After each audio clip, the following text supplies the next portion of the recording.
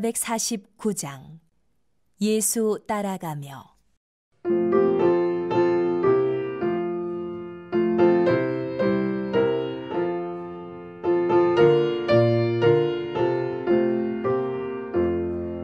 예수 따라가며 복음 순종하면 우리 행할 길 환하겠네. 주를 의지하며 순종하는 자를 주가 늘 함께 하시리라. 의지하고 순종하는 길은 예수 즐겁고 복된 길이로다. 해를 당하거나 우리 고생할 때 주가 위로해 주시겠네. 주를 의지하며 순종하는 자를 주가 안위해 주시리라. 순종하는 길은 예수 아래 즐겁고 복된 길이로다. 남의 짐을 지고 슬픔 위로하며 주가 상급을 주시겠네. 주를 의지하며 순종하는 자를 항상 복 주시리라. 의지하고 순종하는 길은 예수 아래 즐겁고 복된 길이로다.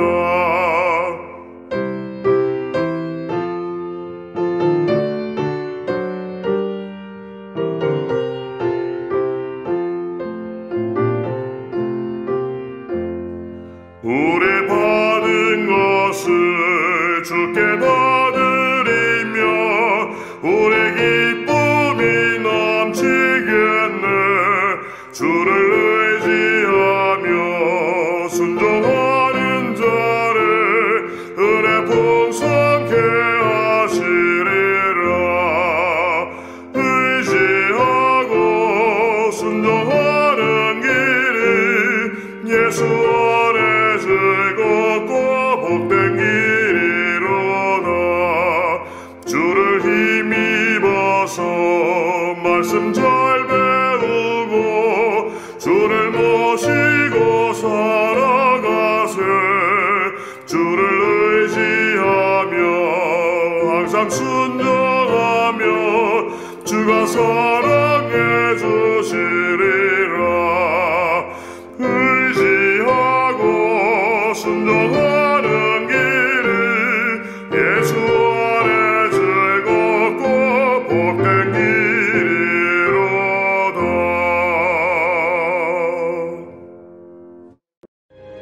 아수르 사람은 화 있을진저 그는 내 진노의 막대기요 그 손의 몽둥이는 내 분노라. 내가 그를 보내어 경건하지 아니한 나라를 치게 하며 내가 그에게 명령하여 나를 노하게 한 백성을 쳐서 탈취하며 노략하게 하며 또 그들을 길거리에 진흙같이 짓밟게 하려 하거니와. 그의 뜻은 이같지 아니하며 그의 마음의 생각도 이같지 아니하고 다만 그의 마음은 허다한 나라를 파괴하며 멸절하려 하는도다. 그가 이르기를 내 고관들은 다 왕들이 아니냐. 갈루는 갈그미스와 같지 아니하며 하맛은 아르밧과 같지 아니하며 사마리아는 다메섹과 같지 아니하냐. 내 손이 이미 우상을 섬기는 나라들에 미쳤나니 그들이 조각한 신상들이 예루살렘과 사마리아의 신상들보다 뛰어났느니라. 내가 사마리아와 그의 우상들에게 행함같이 예루살렘과 그의 우상들에게 행하지 못하겠느냐. 그러므로 주께서 주의 일을 시온산과 예루살렘에 다 행하신 후에 아수르 왕의 완악한 마음의 열매와 높은 눈의 자랑을 벌하시리라. 그의 말에 나는 내 손의 힘과 내 지혜로 이 일을 행하였나니 나는 총명한 자라. 열국의 경계선을 걷어주었고 그들의 재물을 약탈하였으며 또 용감한 자처럼 위에 거주한 자들을 낮추었으며 내 손으로 열국의 재물을 얻은 것은 새 보금자리를 얻음 같고 온 세계를 얻은 것은 내 버린 알을 주움 같으나 날개를 치거나 입을 벌리거나 지저귀는 것이 하나도 없었다. 도끼가 어찌 찍는 자에게 스스로 자랑하겠으며 톱이 어찌 켜는 자에게 스스로 큰 채 하겠느냐. 이는 막대기가 자기를 드는 자를 움직이려 하며 몽둥이가 나무 아닌 사람을 들려 함과 같음이로다.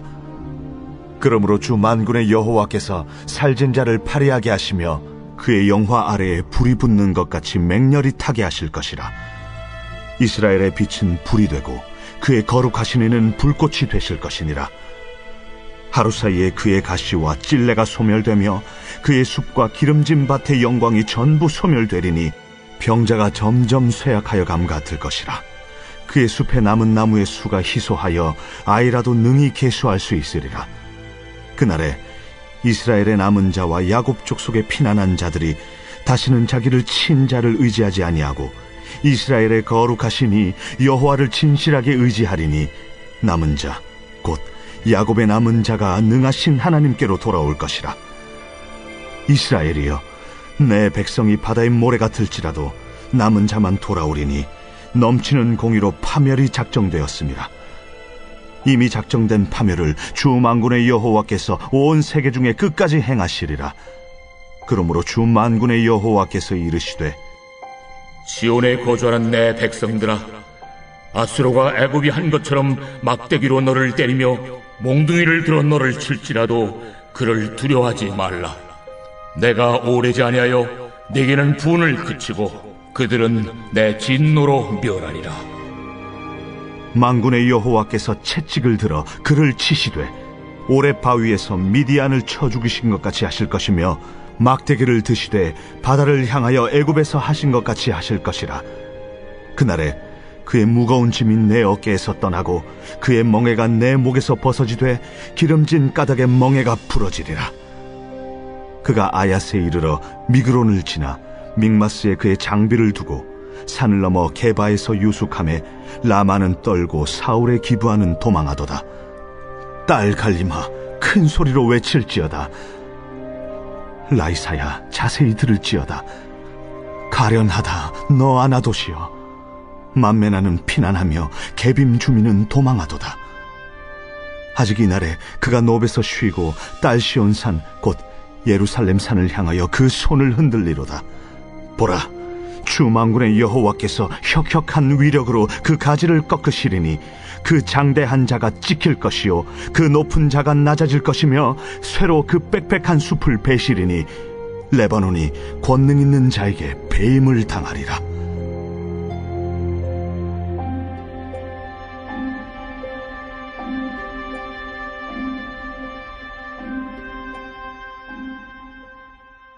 이사야서의 말씀은 하나님의 심판과 구원을 예언하고 있는 책입니다. 오늘 함께 나눌 10장은 메시아와 그를 통한 구원을 노래하는 9장과 11장 사이에서 심판의 내용을 전해주고 있습니다. 심판의 내용은 이방인들, 하나님의 백성들을 치는 도구로 사용되었던 자들, 또 그리고 하나님 앞에 불순종하는 이스라엘에 대한 심판입니다. 다시 말하면 하나님을 대적하는 모든 자들에 대한 심판이 바로 오늘 이사야 10장에서 선언되고 있는 것이죠. 먼저 1절부터 4절까지의 말씀은 이 전장에 이어서 계속해서 북이스라엘의 부패상에 대해 책망하고 심판을 경고하고 있는 내용입니다. 그 중에서도 특히나 1절과 2절을 보면 북이스라엘의 지도자들이 불공평하고 불의한 이 법을 만들어서 빈궁한 자들을 착취하고 수탈했던 죄에 대해서 지적하고 있습니다. 그리고 이어지는 3절을 보면 이 북이스라엘이 멸망하게 될 때에 다른 어떤 사람들보다 비참하게 그들이 죽임을 당하게 될 것을 경고하고 있죠. 특별히 3절을 보면 하나님의 심판을 두고 벌하시는 날과 멀리서 오는 환란이라는 이 두 가지의 이중적인 표현을 사용하고 있는데 이것은 아수르와 바벨론의 침략을 향후에 있을 강대국의 침략을 예언하고 있는 것입니다. 하지만 지도자들이 타락하는 현상은 비단 이 북이스라엘에서의 문제뿐만이 아니었습니다.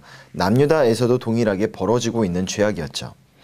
그래서 남유다의 지도자들 또한 이사의 선지자들뿐만 아니라 다른 선지자들로부터 많은 질책의 대상이 되었습니다.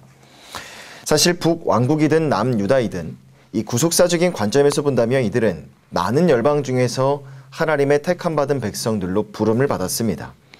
그러기에 하나님의 어떠하심을 만방에 드러내야만 하는 그 대리자로서의 막중한 책임과 사명감이 그들에게 주어지게 되는 것이죠.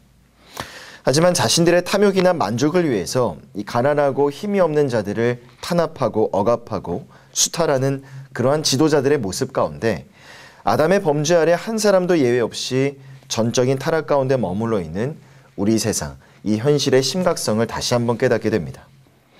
그리고 그러한 지도자들에게 주어지는 하나님의 단호한 심판 예언은 악인의 세상 끝날에 맞이하게 될 그 궁극적인 운명이 얼마나 초라하고 비참하게 될 것인가를 잘 보여주고 있다고 볼 수 있죠. 이어지는 5절 이후부터 19절까지의 말씀은 이 교만한 아수르에 대한 심판 예언입니다. 아수르는 범죄한 남유다를 징계하기 위해서 하나님의 도구로 사용이 되었었지만 자신의 본분을 망각하고 교만함으로 안주했었죠. 그래서 그런 아수르에게 하나님의 심판이 선포되었던 겁니다. 5절을 보면 아수르 사람은 화 있을진저 그는 내 진노의 막대기요 그 손의 몽둥이는 내 분노라 라고 말씀합니다. 하나님께서는 아수르를 남유다를 징계할 진노의 막대기로 삼으셨습니다. 하지만 그 아수르가 화를 당하게 되는 이유는 이어지는 7절부터 11절까지 말씀에서 소개되고 있는데 그 이유 중에 이유는 바로 교만함이었습니다. 8절을 보면 그가 이르기를 내 고관들은 다 왕들이 아니냐. 아수르 왕의 이야기죠. 이 말은 당시 아수르 왕들이 지니고 있었던 내면의 교만한 생각의 일면을 그대로 잘 보여주고 있는 부분입니다. 즉 만왕의 왕이라고 하면 이 세상을 창조하시고 다스리시는 하나님 한 분밖에 없는데 당시 아수르의 왕은 자신을 온 세상의 중심이라고 자부했던 것이죠. 왕 중의 왕이라 스스로를 여겼던 겁니다. 역사적으로 타락한 왕들의 모습을 보면 그들에게서 나타나는 공통적인 모습들이 있습니다. 즉 하나님께서 보편적으로 세상의 역사를 이루어 가시는 가운데 특정한 때에 하나님의 어떠한 뜻이 있으셔서 특정한 자에게 특정한 나라의 왕을 한시적으로 우월하게 만드시기도 했습니다. 하지만 타락한 왕들은 그 탁월한 위치와 능력이 자신들의 힘과 능력으로 인한 것이라 스스로 착각에 빠져버리게 되는 것이죠. 그런 면에 있어서 아수르의 왕도 예외는 아니었던 것으로 보입니다.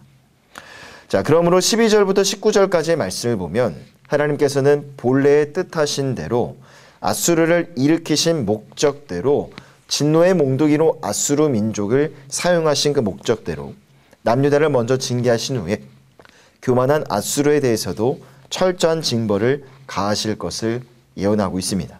12절을 보면 그러므로 주께서 주의 일을 시온산과 예루살렘에 다 행하신 후에 아수르 왕의 완악한 마음의 열매와 높은 눈의 자랑을 벌하시리라. 자, 12절의 말씀처럼 실제로 아수르 제국은 영원할 것처럼 여겨졌던 그 영화도 잠시였을 뿐 주전 612년경에 바벨론이라는 신흥 강국에 의해서 수도였던 니느웨가 함락이 되면서 완전히 멸망하게 됩니다. 아수르의 왕은 스스로가 왕 중의 왕이라 여기는 교만의 늪에 빠져버렸지만 실제로 온 세상의 중심은 여호와 하나님이셨고 또한 세계 역사의 절대적인 주권자는 바로 여호와 하나님이셨다는 사실을 교만한 아수르 제국의 멸망을 통해서 우리는 다시 깨닫게 되는 것이죠. 그리고 인류의 역사를 돌아보면 마치 지지 않을 것 같은 태양처럼 여겨졌던 무수히 많은 그런 강국들, 제국들이 있어 왔습니다. 하지만 그 강국들도 어떠한 사건이나 계기들을 통해서 한순간에 무너져 가는 것을 바라볼 때 지금 이 시대를 살아가는 우리는 깨닫게 됩니다. 결국 하나님께서 보내주신 메시아, 예수 그리스도를 통해서 세워질 그의 나라만이 영원하고 무궁한 나라로 서게 될 것이라는 사실을 과거와 현재를 아울러서 수많은 나라, 수많은 제국들의 흥망성쇠 가운데 우리는 깨닫게 되는 것입니다. 이어지는 20절부터 마지막 34절까지의 말씀을 보면 계속해서 언급되는 심판 예언 중에서도 조금의 희망적인 메시지가 전해지고 있습니다. 전장에서는 다윗 왕가의 정통성을 계승했던 남유다를 대적한 북이스라엘과 아수르에 대한 심판 예언이 이어졌죠. 그리고 10장 후반부에서는 하나님께서 아수르를 통해 남유다를 징계하실 것이지만 그 가운데 남은 자들이 있을 것이라는 걸 예언합니다. 그리고 그들의 회개와 그들을 향한 하나님의 구원 약속이 주어지고 있죠. 이처럼 후반부에 나타나고 있는 예언의 말씀은 남유다의 역사 속에서 말씀 그대로 성취되었습니다. 실제로 남유다는 아수르에 의해서 크게는 총 3차에 걸쳐 공격을 당해 국토를 유린당했고요. 나라가 멸망 직전까지는 간 바가 있습니다. 하지만 하나님의 도우심으로 아수르는 끝내 남유다를 함락시키지는 못했죠. 이러한 아수르와 남유다의 미래가 10장 후반부의 말씀에서 예언이 되고 있는 겁니다. 남유다의 히스기야 왕 당시에 온 나라가 아수르의 공격으로 큰 어려움에 빠지자 국가적인 회개운동이 일어나게 됩니다. 그래서 21절의 말씀이죠. 남은 자, 곧 야곱의 남은 자가 능하신 하나님께로 돌아올 것이다 라는 이 말씀은 남은 백성들이 하나님 앞에 엎드려 회개하고 하나님 안을 붙들고 의뢰하게 되면서 말씀 그대로 성취가 되죠. 또한 이어지는 24절부터 마지막 34절까지의 말씀을 보면 날선 아수르의 공격과 핍박이 있을 미래의 암울한 순간을 예언하고 있습니다. 하지만 그것이 영원하지 않을 것이고 26절의 말씀을 보면 과거 사사시대에 있었던 한 사건과 출애굽 당시 홍해의 사건을 언급하시면서 남유다가 이와 동일하게 과거와 동일하게 하나님의 기적적인 도우심으로 구원받게 될 것도 예언하고 있습니다. 실제로 아수르의 사네립이라는 왕은 그가 이끄는 군대가 남유다를 공격하여서 히스기야 왕은 왕으로서 또 이스라엘 백성으로서 남유다의 백성으로서 온갖 수모를 당하게 되었습니다. 하지만 그때 하나님이 남유다를 기적적으로 도와주셨죠. 열왕기하 18장과 19장의 기록을 보면 하나님의 도우심으로 아수르 군대는 하룻밤에만 18만 5천 명의 전사자를 내고 퇴각하게 됩니다. 하나님이 도우신 은혜의 결과였죠. 이 예언의 말씀도 훗날 역사 속에서 그대로 성취가 되는 겁니다. 이처럼 남유다 백성들을 향한 하나님의 구원하심과 회복에 대한 예언의 말씀은 민족적인 위기 앞에서 당황하고 또 방황하고 있었던 백성들에게 큰 위로가 되지 않을 수 없었을 겁니다. 하지만 하나님이 주시는 위로와 이 위안으로만 만족해서는 안 되는 이유가 있는데요. 그것은 바로 아무리 하나님의 택함을 받은 백성이라 할지라도 하나님께서 그 죄에 대해서는 절대로 묵인하지 아니하시고 철저하게 징계하신다는 사실입니다. 오늘 본문에서 아수르에 대한 심판 예언은 아담의 타락 이후 죄성에 오염된 이 세상에 대해서 하나님은 반드시 심판이 있을 것이다 라는 걸 그대로 시사해 주고 있는 것입니다. 사실 사단이 공중의 권세를 잡고 있는 세상은 인간의 죄성으로 완전히 오염이 되어서 이미 오래전에 하나님의 공의의 심판을 받는 것이 마땅했습니다. 하지만 이 세상이 지금까지도 유지되고 있는 그 이유는 무엇이겠습니까? 바로 당신의 택한 백성들이 회개하여 하나님 앞에 돌아올 수 있도록 충분한 시간을 확보해 주시기 위해요. 잠시 하나님께서 심판을 유보해 주셨기 때문입니다. 결국 하나님의 은혜라고 할 수가 있죠. 그러므로 하나님께서 당신의 택한 백성들을 구원하시고자 하는 이 하나님의 구속 사역이 이 계획이 완성이 되면 이 세상은 마침내 하나님의 최종적인 심판 앞에 직면하여 종말을 고하게 될 것입니다. 아수르의 패망은 바로 이 세상 나라의 패망을 보여주고 있는 것이죠. 하지만 남유다를 향한 하나님의 계획은요, 이 세상 나라와 전혀 같지 않습니다.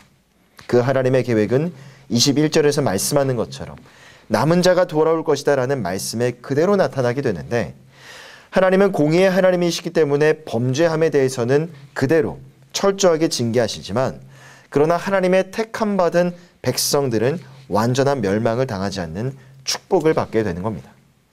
이 남은 자 사상은 구약시대 때부터 지금까지 각 상황에 따라서 각 시대에 따라서 강조하는 부분은 조금 달라졌을지 몰라도 그 개념과 전체적인 사상은 보다 더 심화되어져 왔습니다.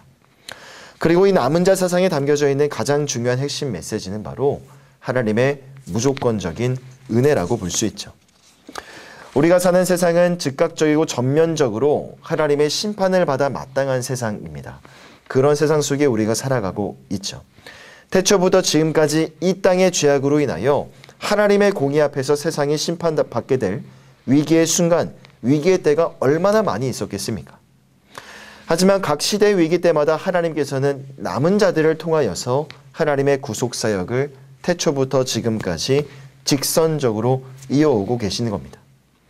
그리고 이제 이 남은 자 사상은 오늘을 살아가는 우리들 가운데 시대적인 소명이 되어서 우리의 삶에 주어지게 됩니다. 인류의 역사 속에서 각 시대의 남은 자들을 통해 구원의 복음이 지금 나에게 주어진 것처럼 이제 우리도 이 시대에 살아가는 가운데 우리의 후대에게 동일한 구원의 복음을 전해주기 위하여 오늘을 살아가는 우리가 이 시대의 남은 자들이 되어야 한다는 사실입니다. 사단이 오는 사자도 같이 삼킬자를 찾는 이 시대의 영적인 현실을 바라볼 때 남은 자가 지니고 있는 소명이 얼마나 중요한 것인가를 다시 한번 새삼 깨닫게 됩니다. 과거 믿음의 선배들이 우리에게 구원의 메시지, 이 복음의 메시지를 전하여서 우리가 구원을 얻게 되었던 것처럼 오늘도 삶의 현장에서 그 복음의 메시지를 전하고 증거하는 사명을 신실하게 감당하시는 서울홍성의 모든 성도님들 다 되시기를 축복합니다. 또한 심판이 아닌 징계가 주어지는 것이 바로 택한 백성들을 향한 하나님의 절대적인 은혜입니다.